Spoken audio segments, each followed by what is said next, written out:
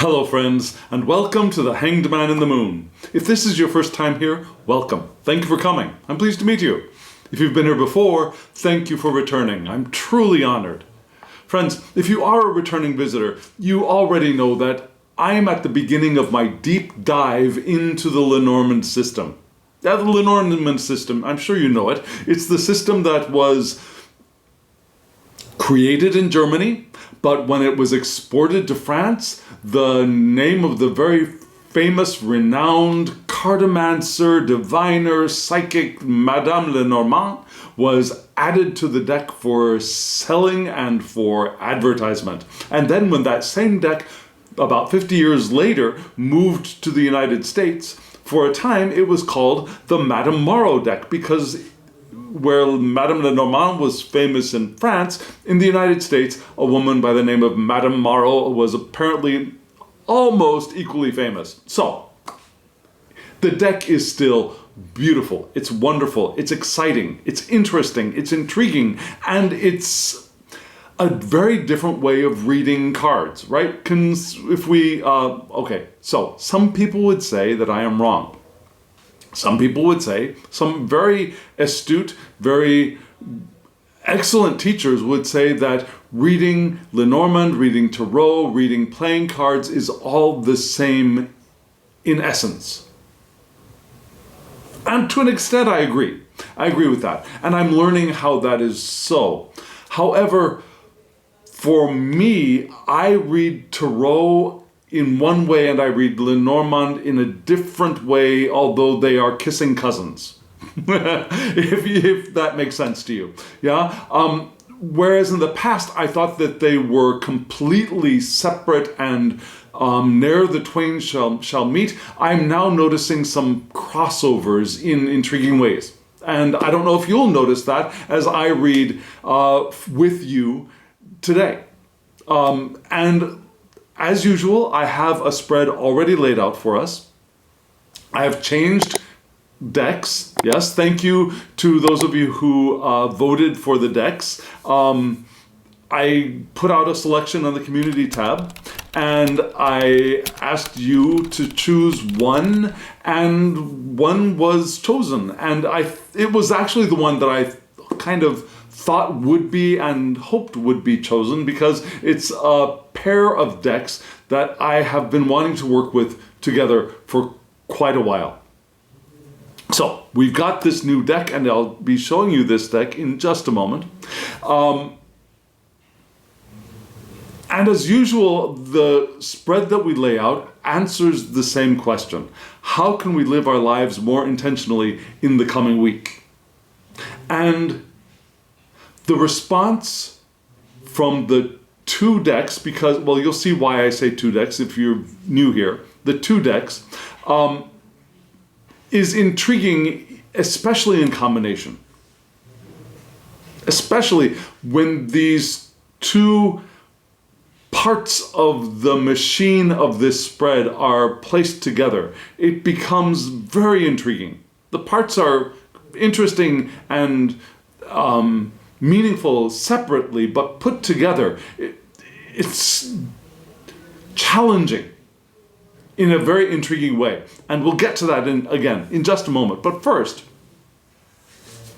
I'd like us to bring our attention together, because I always think that's a good way to begin a reading. Yeah, we want to draw our attention together. And one way that I've found, I think is a good way for all of us to draw our attention together, is to focus on a topic that will perhaps be reflected in the spread. And I think this is pretty clear. On my first cursory reading of the spread, this is what jumped out at me, what leapt out at me.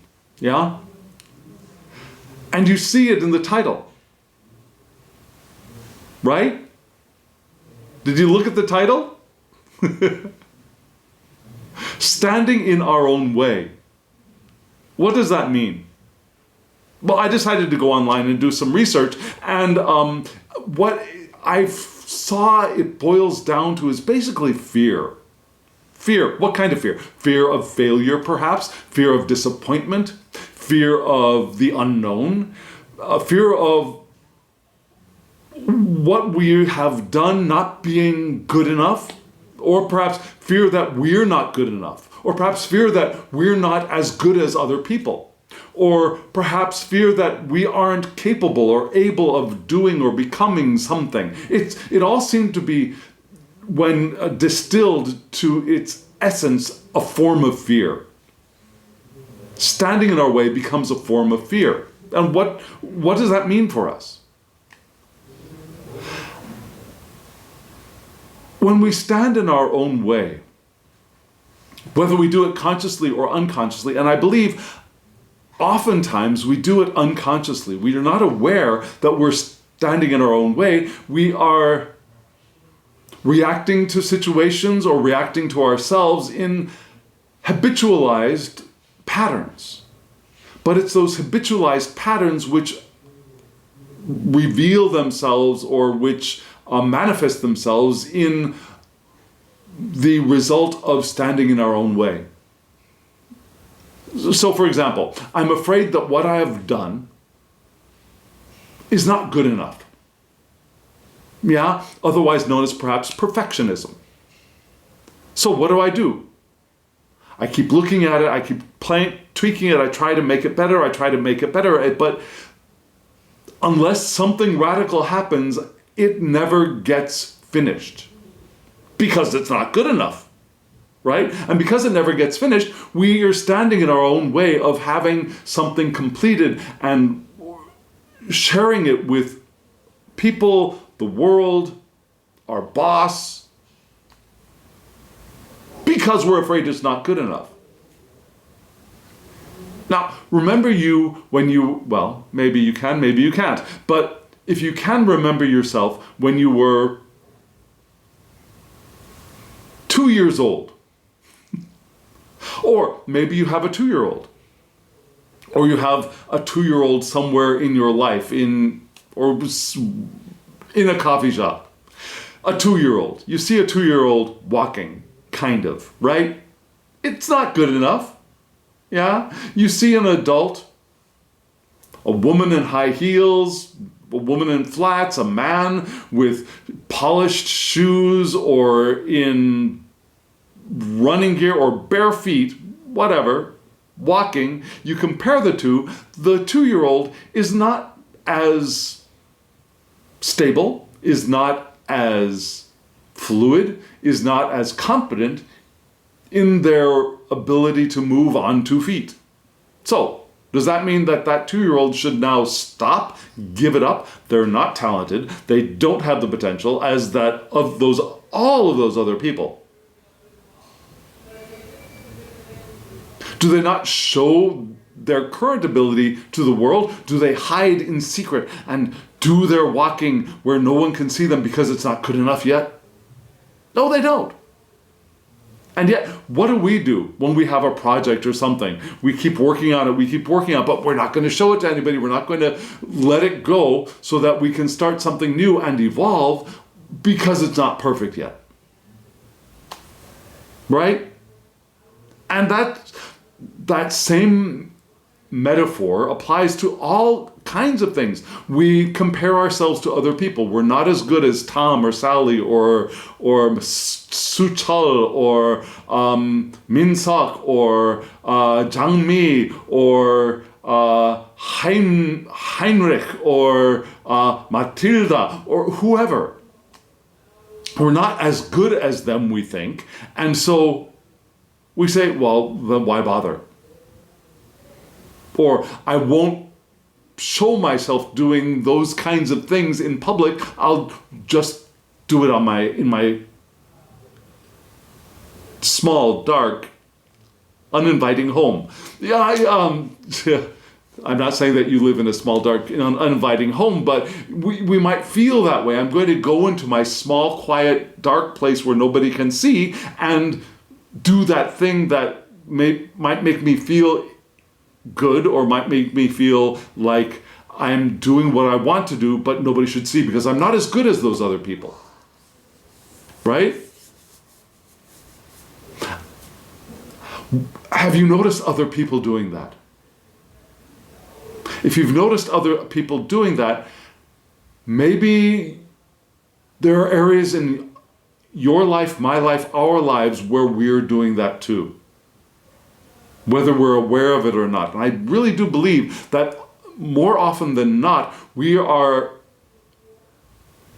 to an extent, unaware of those habits of standing in our own way. Even if we do feel like we're living an intentional life, but we're doing it in the privacy of our own home where nobody can see, that's not really a fully formed intentional life, is it? I'm not blaming, I'm doing the same thing. There are areas in my life where I do the same thing. I know that now, especially having seen this spread. And maybe you will know that seeing this spread with me. What do you think? Are you scared? Well, speaking of scared, this is the spooky season, right? So I chose a somewhat spooky deck for my Tarot de Marseille reading for this week. Yeah, I chose a Tarot de Marseille adjacent deck for the next video of this week, one that I haven't worked with for a while, and a fairly creepy oracle deck to pair with it, so stay tuned for that. But we've got this spread, and this spread really is intriguing, challenging.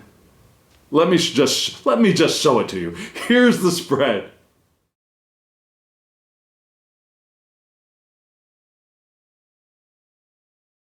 So like I said, I'm really happy to be using this set of decks. And do you recognize it? Them, I should say. Do you recognize them? They are the Anna K. Yeah? The Anna K Tarot and the Anna K Lenormand. And honestly, you look at that picture that I took for this video, I'd forgotten how dark the decks are, but when I say how dark the decks are, I don't mean in like dark and creepy and dangerous, but I mean just the color palette, the amount of light shown in the cards. It's a very dark deck, right? You can see that in the photo. And I hope these cards are going to show up well enough when I hold them up for the camera, because like I said, they are dark, they are small. Compared to a standard tarot, I didn't think to bring a standard tarot here with me. I've got a standard Tarot de Marseille, which is smaller than a standard US Games Tarot, yeah. But so this is a standard Tarot de Marseille size, right? It's a little shorter than most smith-waite decks, but it's much narrower than smith-waite decks. And still, you see this Anna K is much shorter and still a little bit more narrow than this TDM deck. This is the spooky one. So, if you have small hands, this deck might be very good for you. The cardstock, small, slightly strong hands would be recommended for the cardstock for this deck. Now, the set that I'm using are the indie version. You can get them on Amazon. You can get the Anna K Tarot on Amazon, definitely. And it's a little bit different. The size is the same, but it is a little bit different. The cardstock is a little bit different. However, I'm going to put the link to the independent creator here in the description box, because I always say if you can purchase directly from the creator, it is best. So I'll have Anna K's shop link in the description box below for both the Lenormand and the Tarot. One link. You go to the shop, you can see both. And the price is fairly good. I think they're about 22, 23 euro each. If you get them both together, ship them together, you save on shipping. So, all things good and wonderful in the world, yes? You might take a little bit of time, but still, I highly recommend these decks, and I highly recommend her shop, and there you are. What did you think? Now, just in case you are new here, and you don't know what it was you saw, and it might be even a little bit more difficult to see the differences if you are new to this channel and you do not know these decks. Because the Tarot and the Lenormand decks are almost the same size. Yeah, the Tarot is a little bit bigger than the Lenormand, you can see that. But the Tarot is small for a Tarot deck as well. So what you saw were 6 cards in the center, which were from the Lenormand deck. Yes, 3 on top, 3 on the bottom, and that's my above-below spread. Above, the 3 cards above give us the information about where our heads are, where our minds are, what is in our consciousness, what is in our conscious minds. That's the word I'm looking for, our conscious minds. And then the 3 cards below show us what's beneath that. It could be unconscious, it could be pre-conscious, or it could just be something that we're not really giving our attention to, but it's still there in our awareness. You can understand that difference, I think. The 4 cards on the sides, yeah, in the upper left-hand corner is the card. This is an elemental spread, these 4 cards. So the Tarot deck gives us in the upper left-hand corner fire for our passions and our leadership, our creativity, our sexuality. In the lower right-hand corner, we have water, which is our intuition, our imagination, our emotions. Yeah. In the upper right-hand corner, we had a card for air, which is our rational mind, our communication, the way we look at the world, our perceptions.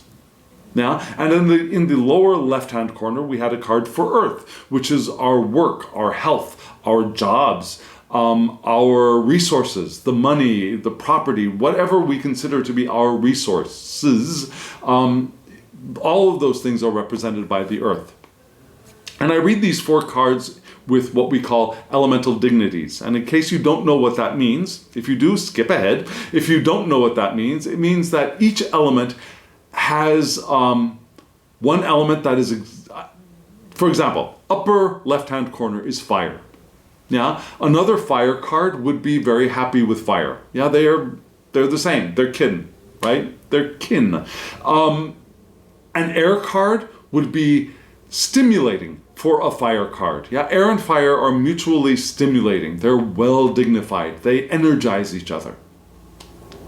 One element for each will be neutral.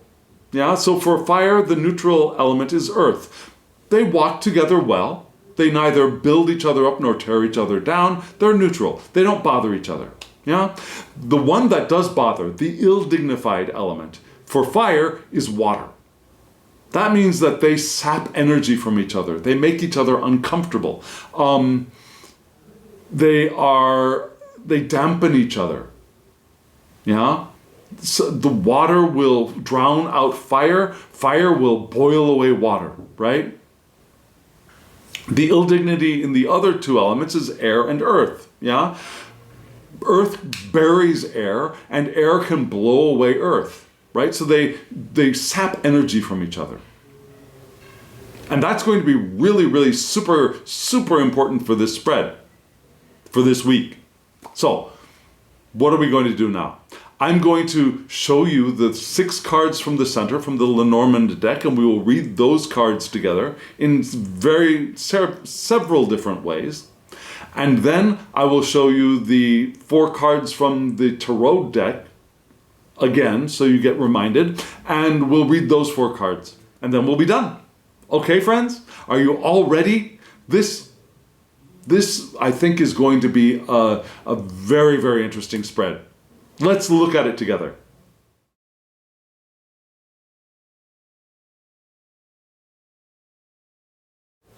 Looking at these 6 cards, perhaps you may be wondering, why did I title this video Standing in Your Own Way? Actually, the title does not come from the Lenormand cards. This time the title is coming from the Tarot cards on the sides. So we'll get to that later on. These 6 cards together are actually pretty darn happy cards, right? And these cards answer, how can we live our lives more intentionally in the coming week? What do we have? We had on the top, from left to right, we had the anchor, the ship, and the star. Pretty awesome cards. And then in the lower section, well, yes, in the lower section, we had from left to right, the fish, the moon, and the garden. All pretty good, right? Not a really challenging card in the bunch. And if we look at general positivity, negativity of the cards, on the top we had a positive neutral anchor, yeah, a positive neutral ship, and then a positive star. So, very positive, right? In the bottom we had a positive neutral fish, a positive neutral moon, and then a neutral garden. So, not as positive as the three cards above, but still leaning pretty strongly in the positive direction, right? Not a bit of negativity in all of them. The most negative aspect of the cards is middle and neutral. Who could want for a better spread than this? Now, perhaps if the sun had come up and the key, it might have been even more powerfully positive, but heck, we've got some great cards here, right? So how are we going to read this? Yeah, we start off with the anchor card. And what is an anchor? An anchor is that which keeps us in place. I was about to say stuck in place, and there is that aspect of the anchor. Yeah, there could be a stuckedness to the anchor, which might actually show up in this reading, but there's also a fixedness, right? A ship that comes into port puts down its anchor deliberately so that it will not move. It's a desire not to be moving at that time. So there's that idea of stability, right? It's where we are anchored down, where our roots have dug in. It could be our work for me. Yeah, the anchor card for me is the work card. It's where routines happen. Now, some people would put routines in the whip or broom or rod card because of that repetitive action that is there. But the routine of schedules, the routine of waking up, going to work, having a very stable life, that kind of routine is here in the anchor card for me. And so what is it? What is it about our stability, perhaps even our work? Well, the next card is the ship. Now on this anchor card, let me go back to this. You see the anchor is very prominent. You can see the whole anchor there, right? It kind of looks like there are three fish down there at the bottom, but actually they're not fish so much as they are the things that when fishermen use nets to catch fish, they have things that help the nets float, right? Or that draw. Well, actually they might be weights. I don't know, I'm not a fisherman. So there are orange things there that could be either flotation devices or weights, but there's a net down there. But the focus here is that big prominent anchor. The ship, we don't see the whole ship. We see, it's like we're on the ship and we're looking forward, right? Now, again, this is not a tarot deck, so we're not looking at, well, this ship is different than a ship on a different deck, on a different card. I do read, and this ship has clouds, and this ship has birds, and yeah, we're not reading it like that.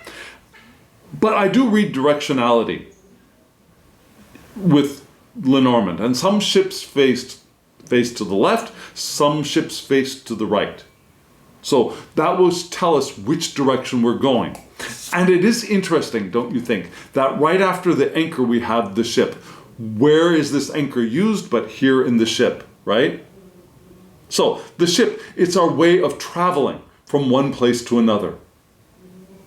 And it's usually not a quick journey, right? A ship, not a boat, but a ship is something that takes us over long distances, over oceans, or maybe down a long river as well, but this is a long period of travel usually, right? And it's used to transport people. It's also used to transport goods for trade, especially in modern times. In the old days, we had, before trains especially, we would travel on foot, on horse, or by ship.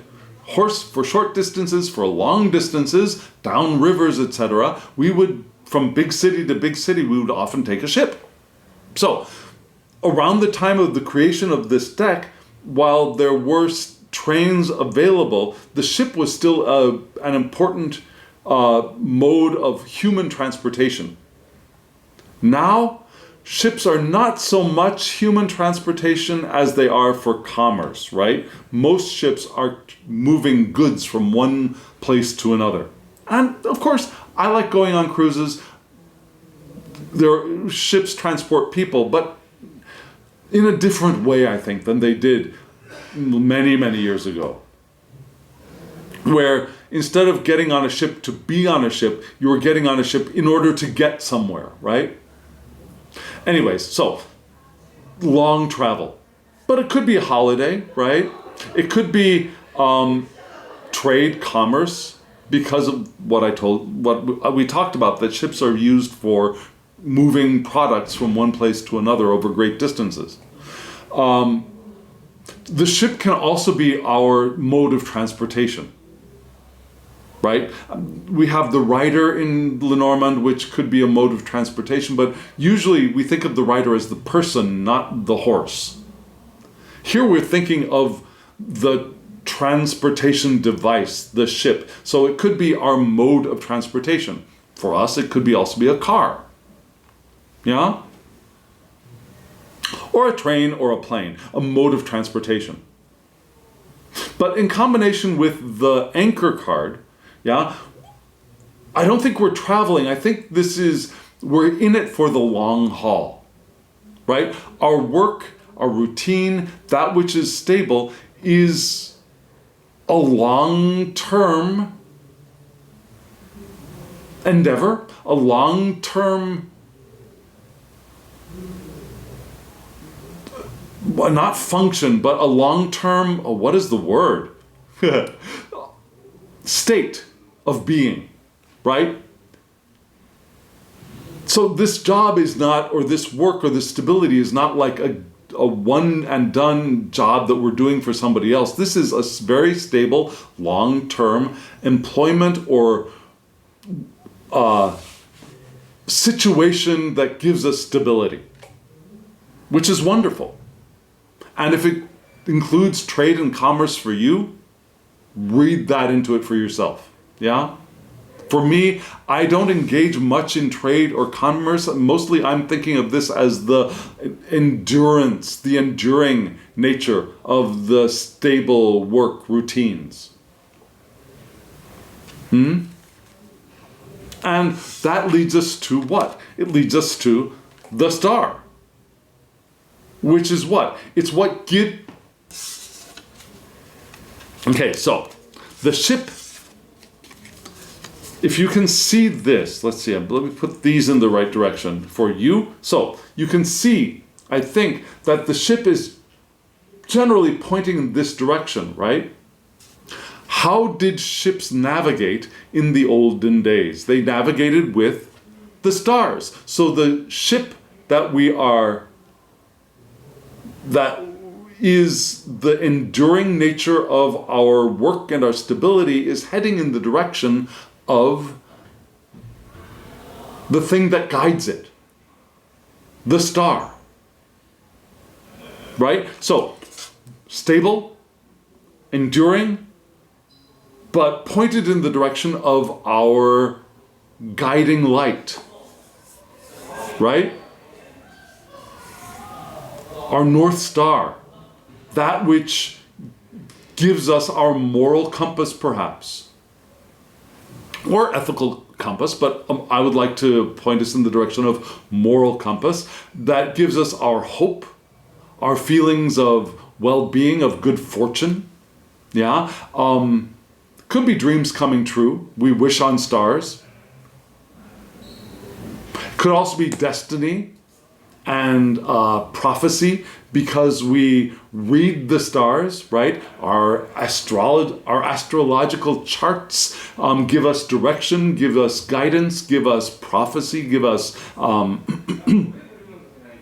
perhaps even destiny in the broadest sense, rather than a specific, you are going to meet a man named Michael on August 4th, 2025. Kind of destiny, but rather our general destiny of the things that the larger experiences that we are going to have as we move through life. Right? So that top row is really pointing us towards long, stable work with hope, and pointed in the direction of the lives we want to live, pointed in the direction of our intentional lives, flowing in that direction. So how can we live our lives more intentionally? Do that. Yeah? Inhabit the stability and the endurance of the things that we do to maintain our routine daily lives in a hopeful way, pointed in the direction of our intention. I almost slipped into intentionality in that I do not like the way that some of us in modern times are changing language unnecessarily. We have a perfectly good word, a noun, intention. We don't have to take intentional and turn it into a different noun, intentionality. Unnecessary. Intentional, the adjective, intention, the noun. Perfectly good, right? So anyways, so we pointed in the direction of our intention. Pointed in the direction of our dreams, pointed in the direction of the life we want to live. So if we want to live intentional lives, do that. So what's flowing beneath that conscious surface? Now we got 3 more cards for that, and they're good cards. Now we start off with the fish. And you can really see how we get the idea of money and resources from this card, right? Yeah, that net, remember that net that was down there beneath that anchor card? Well, you see the net here with those orange things on them, which are probably weights. Now, the more I think about it, they're probably weights. But you see this net is full of fish. They're not just fish swimming in the ocean randomly, 1 or 2 fish. This net is full of fish. And it's this image that really does strike me as a clear representation of those ideas of money and resources and abundance, because yeah, the fisherman had to do a little bit of work to get this stuff that he or she or they can sell, that is really cash money in a net, in a sense, right? It's product. But imagine the doing of this, and then imagine a farmer. A farmer doesn't just go out to his, her, or their field and reap in a harvest every day, right? The farmer has to spend a lot of time doing a lot of labor to get the product that they will use and sell. Yeah, plowing the field, sowing the seed, nurturing the seeds, waiting for them to grow, keeping the pests away, then eventually harvesting. And then you working with that harvest to make it saleable. The fisherman, on the other hand, goes out Now, especially in these times when there was an abundance of fish, and you can see that in this card, the fisherman goes out, throws out his net, brings the net back in, and there's the cash. Well, the fish that will become cash. It's practically the money growing on trees kind of idea, right? You throw out your net, you bring it back in almost immediately, compared to the farmer immediately, and there you are. You've got all this abundance. So the fish being abundance really is clear here, but it can also be that flowing thing. Even you don't see that in this deck, but fish, what are they? They swim through water, right? They flow. They're flexible. They are in the water of the soul, you could say. They're in the unconscious. They swim through the unconscious. Now, we have the king of, now, I don't know if you can see it here. That's one thing that's a little bit difficult about the Anna K deck is the card associations are very difficult to see. They're very small. It's right down here. We've got the king of clubs, right? No, I'm sorry, not the king of clubs. It should be the king of diamonds. You see, there's no color to the suits. You kind of have to know them or have a reference book, at least for me, because it is a diamond. It's a king of diamonds. And it is a diamond shape, but because the K is laid over that diamond, it's hard to tell, and they aren't red or green, so the card insert information is a little bit challenging in this deck. But here it is, the king of diamonds. Because it's the king of diamonds, we have the idea of a businessman, right? An entrepreneur or an employer, the one who can give money away.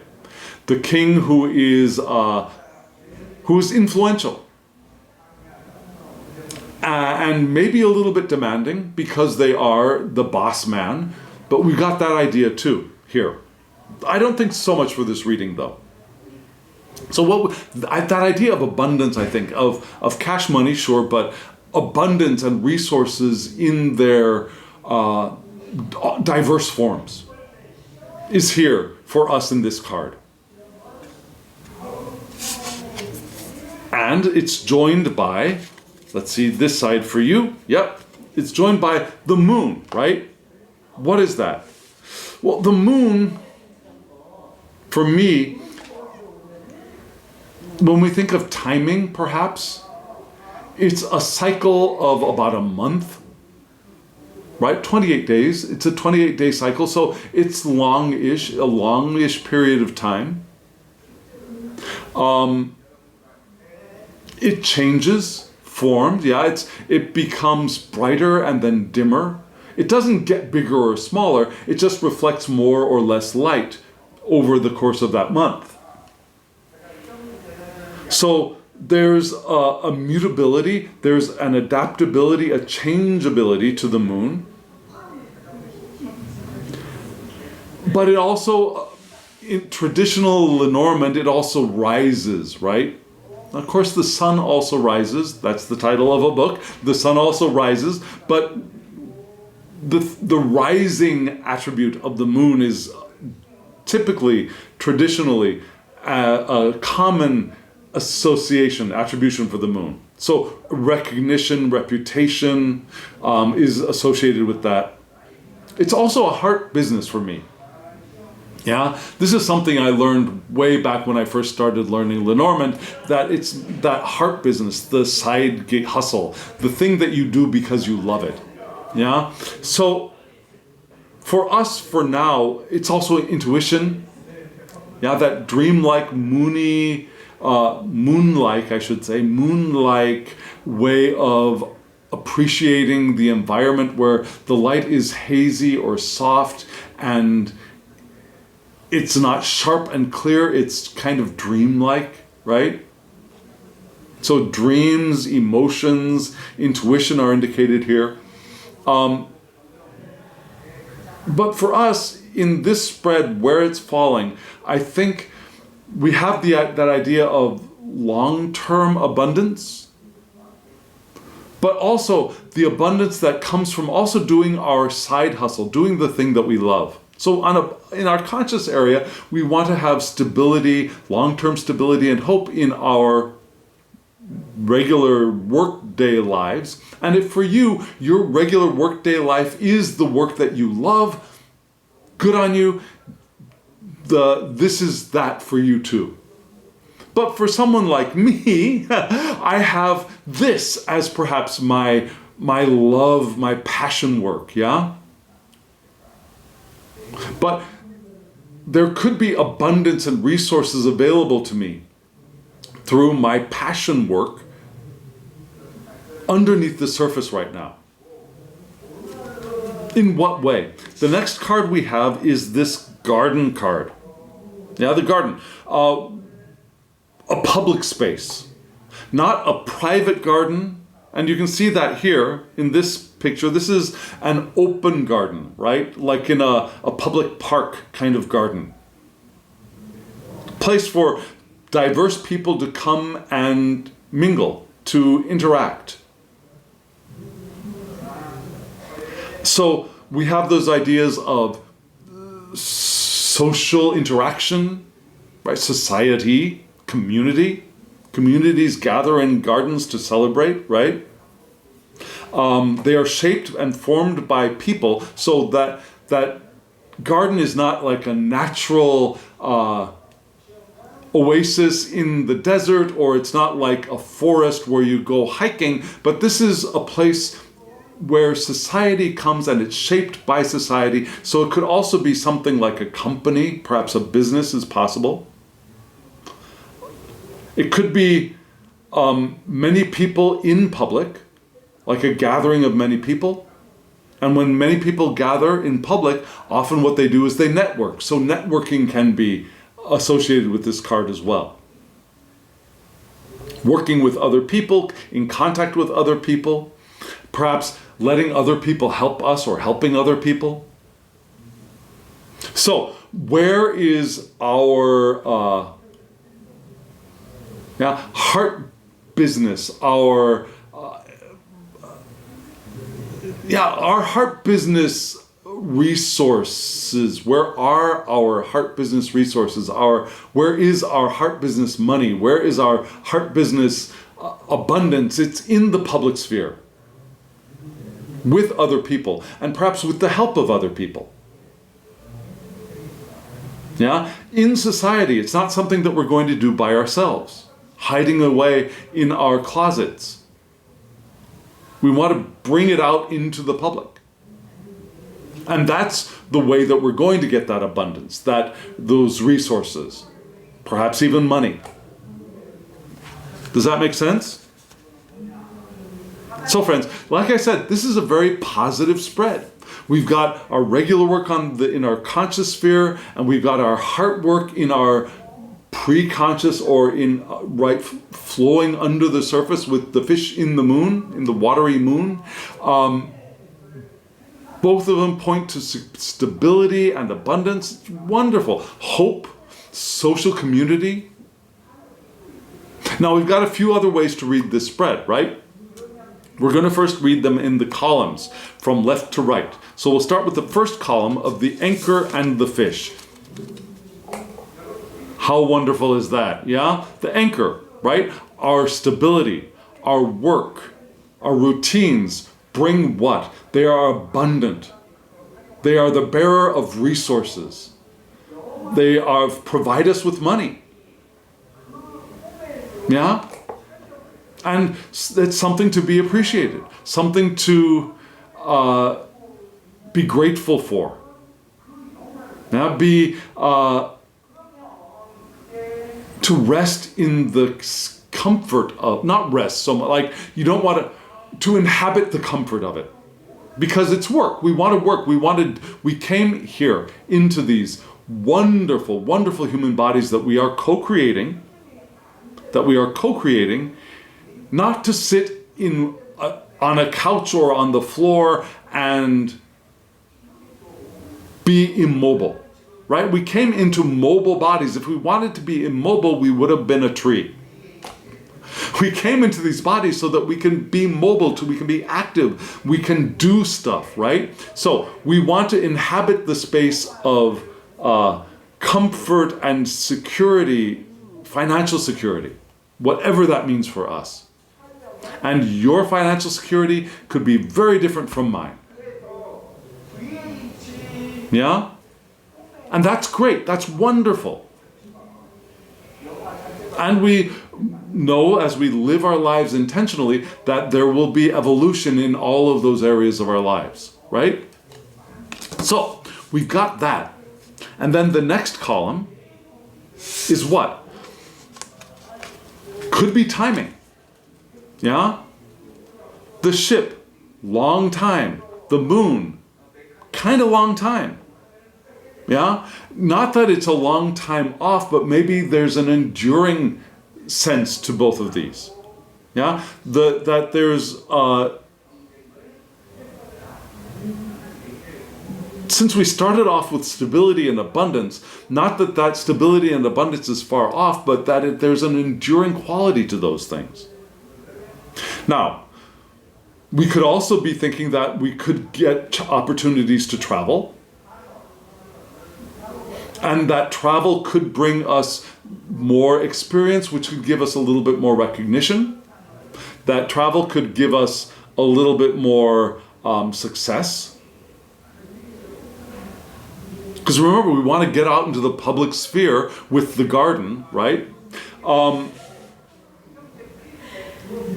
So maybe if we have the chance to take a vacation, to take a holiday, that will help us both with our reputation and our success, but also perhaps with our emotional lives. And I think that's going to be very important for us when we get to the tarot cards, which are coming up pretty soon. So the next two column is the star and the garden, right? So our good fortune, our guidance even, can come from community, can come from our networks and from our associations with other people. And so that's going to be a good, an important thing, a helpful thing, a beneficial thing to keep in mind in this coming week. The guidance and the good fortune that will come to us by being in society, by in communication with other people, by networking, by bringing ourselves out into the public sphere deliberately. Yeah? Okay, so we've got two more ways to read these cards, what I call chevrons. And if you've been watching the series, you know what I mean. Yeah? There are three cards which, when we link them together, point up like this. And there are three cards when linked together point down like this. Yeah? The upward pointing and the downward pointing, the rising and the sinking, not sinking like something is not going right, but sinking in, going deep. Yeah? And then the thing that's rising up into the light, into consciousness. So let's start off with the thing that's rising up into the light, into the consciousness, with these wonderful three cards. Yeah? From the bottom left, the fish, the ship, and the garden. The fish, the ship, and the garden. And in this configuration, the ship is going to be the most important. Which is interesting because the ship is what we use to go out and get these fish. Right? So, this journey, this moving forward through time, and through space, is what brings us our abundance, our resources, our perhaps even cash money in a social context. Right? With other people. Working with other people. Getting the help of other people. Perhaps if we're working for a company, in the company that we're working for as well. But wherever we find ourselves well associated with other people, networking, communicating, working together, helping each other, as we journey through this week and beyond, that will be how we garner our abundance, how we garner our resources. That will be of benefit for us. Yeah? And then we've got so that's what's coming up into our conscious sphere. What's sinking down into our hearts, perhaps even. I might go with that for the future. What sinks down into the heart? We start off with the anchor, the moon, and the star. 2 celestial bodies, right? There's only one celestial body that's missing from these 3, which is the sun. So these are both the nighttime celestial bodies together. The most important right now being the moon, which is our emotions sinking down into the heart, our emotions, our intuition, and our dream life, maybe. Yeah? That is where we want to be grounded, where we want to be rooted, I think, where we want ourselves to anchor ourselves in our emotions, in our dream life even, but in our intuition, which will give us that guidance. In addition to the way we interact with other people and we network, our intuition is also going to guide us in this process. It's going to help us to move in the direction of our powerful currents of intention. Yeah? Our emotions and our dream life will help guide us, because doing this work in the public sphere with other people can sometimes be distracting as well, right? We want something to ground us as we're interacting. And it looks to me like the thing that will ground us here is our intuition and our emotions. We want to be grounded there. Not stuck there. We don't want to get stuck in any of those emotions, but we want to be grounded there in the heart, I think. Which is interesting. Because we've got one more thing that we can think about. Now, I like to add the cards up. I like to add the playing card inserts, which here are just little letters and shapes, but those playing card numbers, I like to add them up to get another association. So, for the top, we had from left to right the 9 of, the 9 of clubs. Yeah, the 9 of clubs, which was the anchor. And then we had the 10 of spades, which is the ship. And then we had the 6 of hearts, which is the star. So we had the 9, the 10, and the 6 together gives us 25, which is the ring, right? So the ring, what is that? It's long agreements. There's solid partnerships and relationships and promises. It could be a marriage relationship or romantic relationship. The bottom 3 cards, what do they give us? We had the King of Diamonds with the fish, we had the 8 of Hearts with the moon, and then the 8 of Spades with the garden. So King is 13 plus 8 gives us 29. What is that? It's the woman. So maybe there is a woman that you will want to partner with. Could be romantic, could be business, but a long-term relationship partner. But it doesn't have to be a woman. Why? Because I'm the one reading these cards for you through me. Does that make sense? Because I have no idea what you associate yourself as. Whether you associate yourself as a man, a woman, a non-binary person, a trans person, a cis person, and it doesn't really matter. Because right now, we're reading you through me. So for me, the woman card is the partner card. The man card is the me card. The woman card is the partner card. So We want to have long, enduring relationships with our partners. Whether they are our romantic lover, husband, wife, spouse, partner, or they're our business partner, or remember we're doing all that networking, right? We might want to find a person to partner up with, which could again be romantic, but it could be non-platonic, non-romantic, platonic. It could be platonic. It could be a working relationship. But long-lasting, enduring relationships are going to be important for us in this coming week. And I think that really strongly is shown by the 6 cards above, especially with that garden card being where it was, right?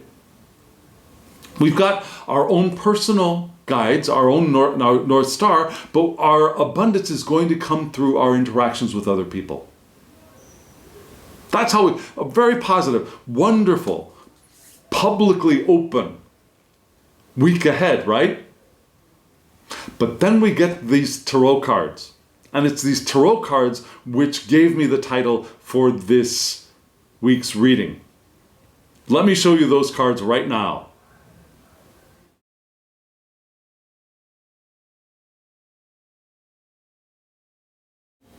Friends, you just saw those 4 cards. And on first glance, you saw probably very quickly that 3 of these cards at least are very challenging, just on first glance, right? But then when you think of them even more carefully, where they are resting in their positions, they're even more challenging. And even that one fairly positive card is in a challenging position. What do I mean? I told you, I read with elemental dignities, right? And you saw from, well, in the upper left-hand corner for fire, in the fire corner, we had the 5 of Cups, right? Fire and water, cups are water, yeah? Fire and water are ill-dignified. They fight each other. They sap each other of energy. In the lower right-hand corner, in the water section, we had Temperance, which should be a wonderful card. And usually we think of Temperance, we think of the figure on the Temperance card pouring water between each other. Should be a very watery card, right? However, if we think of the Golden Dawn associations for the cards, especially for the Major Arcana, because Temperance is a Major Arcana card, they associated Temperance with Sagittarius.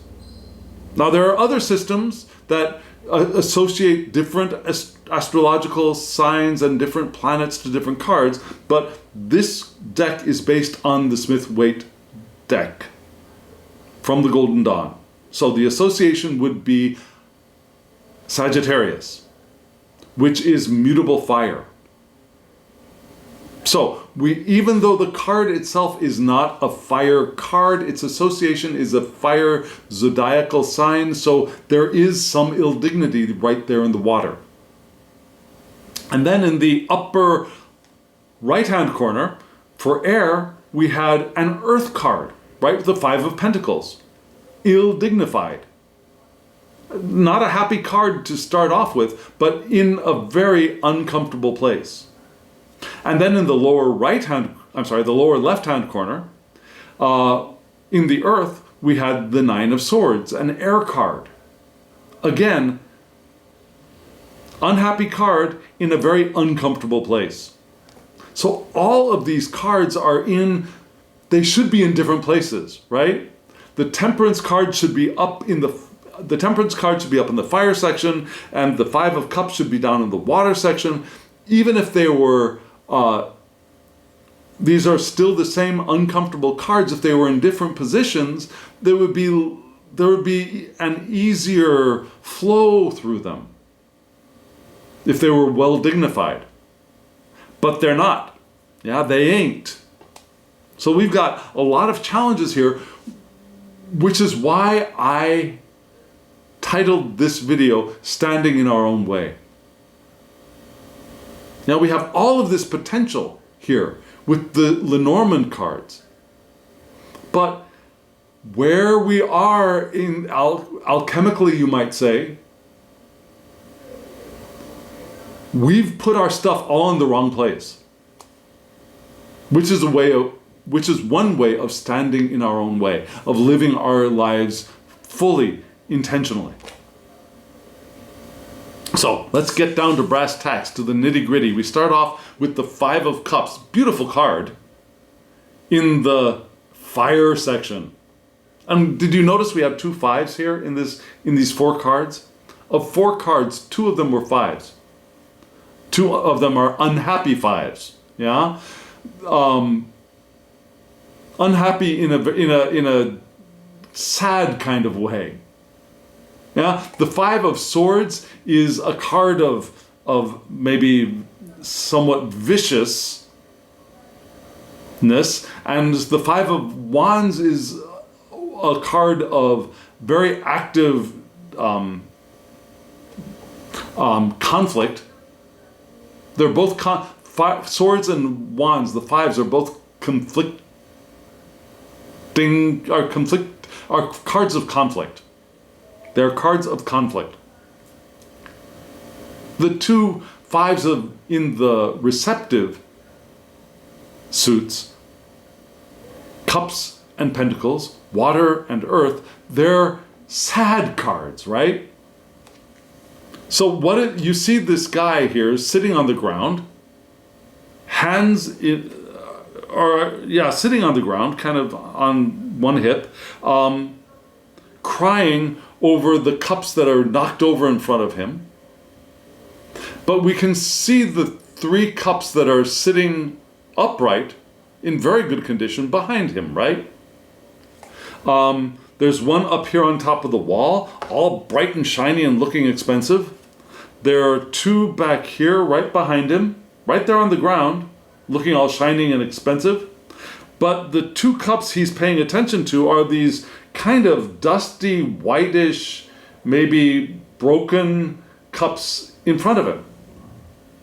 So this is a card often associated with regrets, disappointments, pessimism, the feelings of loss and failure.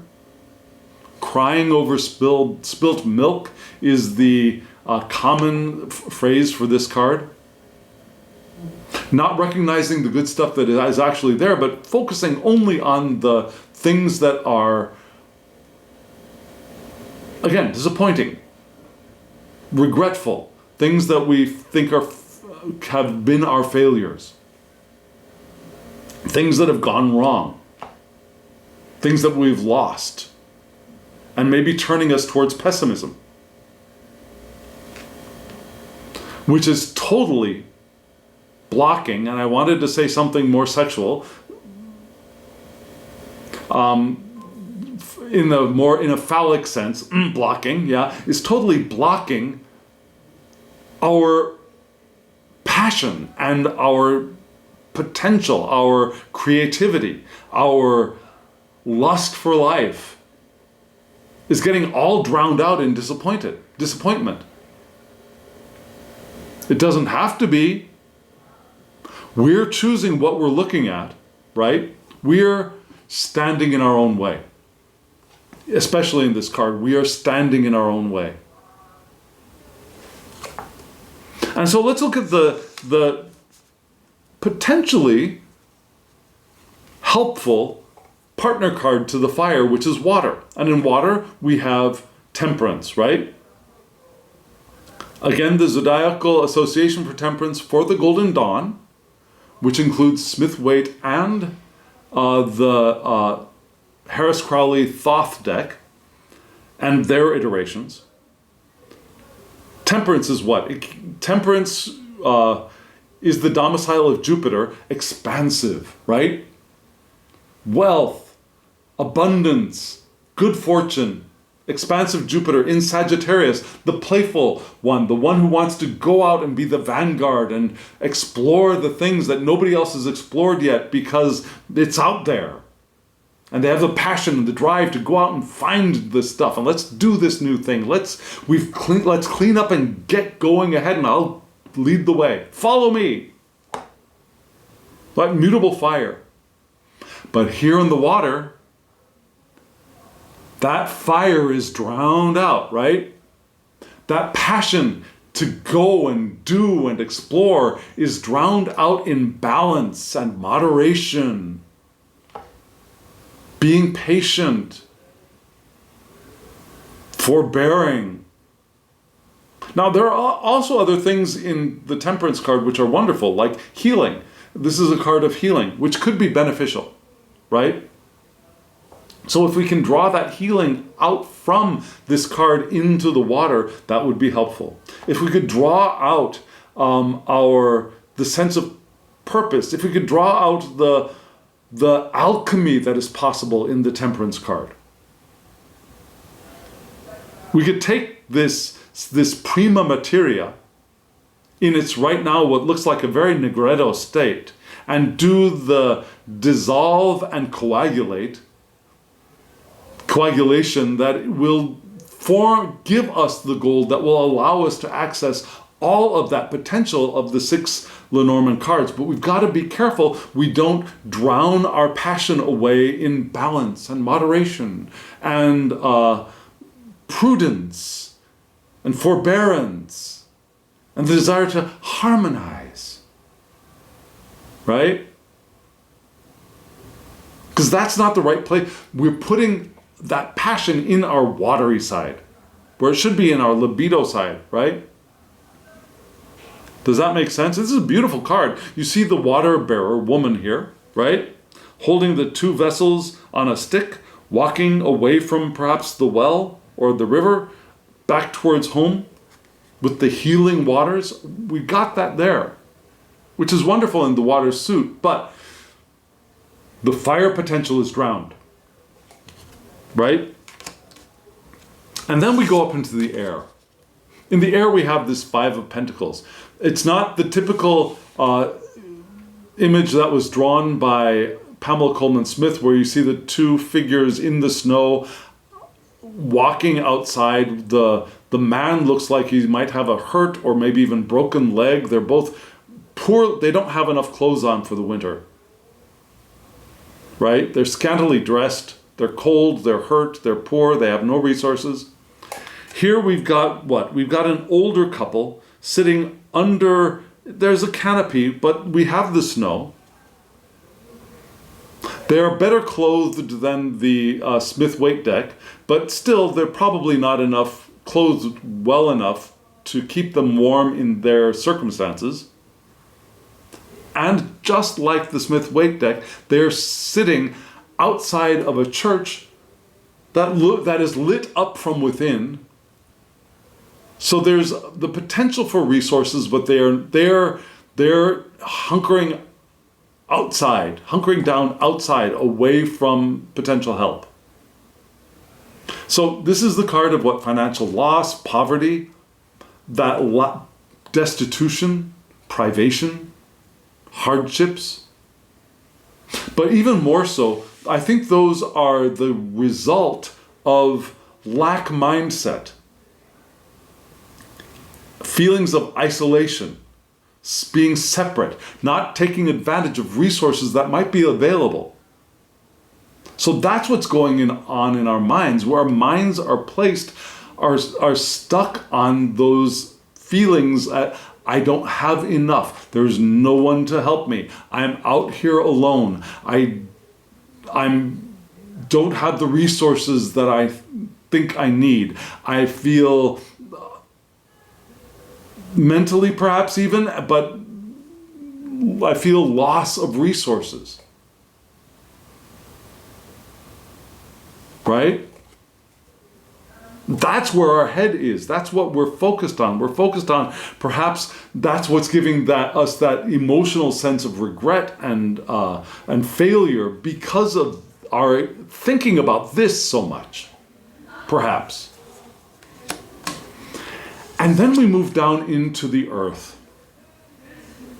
And the earth, what do we have? We have the 9 of Swords, an air sign, an air suit, and you see this figure sitting up in bed, face buried in the palms of their hands, right? We see the 9 swords. Now, in the smith-waite deck, those 9 swords seem to be floating in the either the black sky or stuck to the wall of a darkened chamber.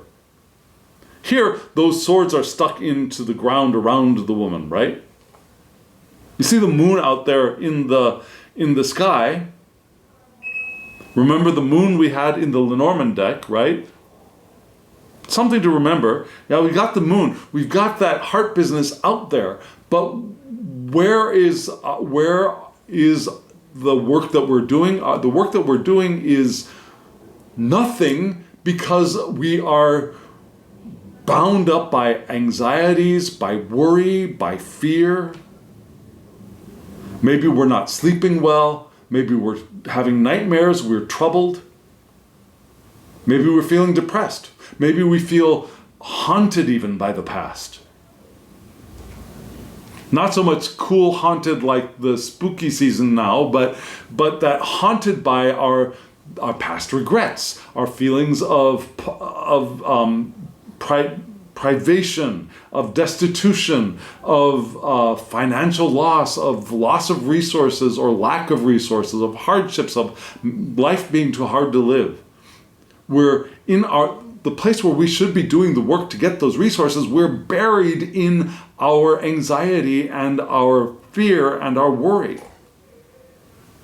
And so we're not probably doing what we want to and can do to live our lives intentionally. And so in the long run, what are we doing? We're standing in our own way. So what do we want to do? How do we turn this around? Well, first off, maybe we want to turn around and see that there are resources available, that there's good stuff in our lives. We don't want to focus only on things that we feel were failures or that we regret. Let it go. We want to turn around and look at the things that are good in our lives.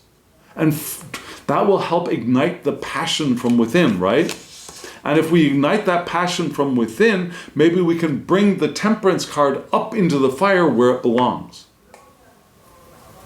And switch places here. Switch this temperance card of alchemy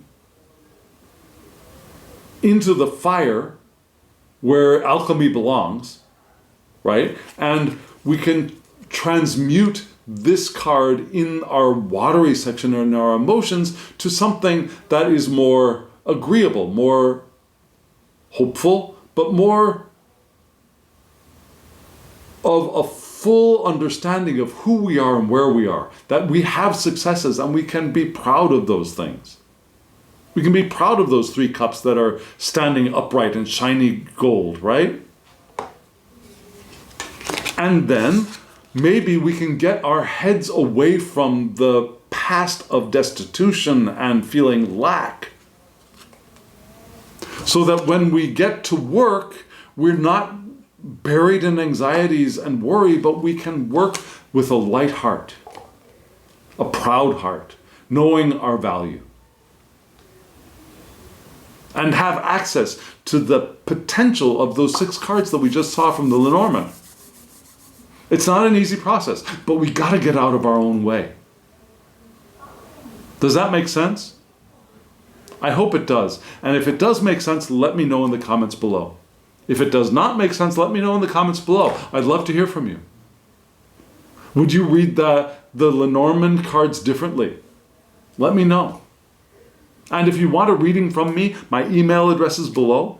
thehangedmaninthemoon@gmail.com. Shoot me an email. We'll get you a reading. Lenormand, Tarot, smith-waite, Tarot de Marseille, Harris Crowley Thoth deck, your choice. Okay? Long reading, short reading, your choice. And friends, thank you. Thank you very much. Thank you for being with me here on this journey. Your presence supports our learning, I think. And that's what living an intentional life is, right? It's living open to our own evolution and growing to become the people who have the experiences that we want to have in the future. Because it's not the future, it will be the present once we've evolved to become the people who are ready to have those experiences that we want to have. So we do that by growing, by learning, and you're here, your being here helps all of us to do that. So friends, now, as always, I wish you love, joy, well-being, and pure awareness. Thank you.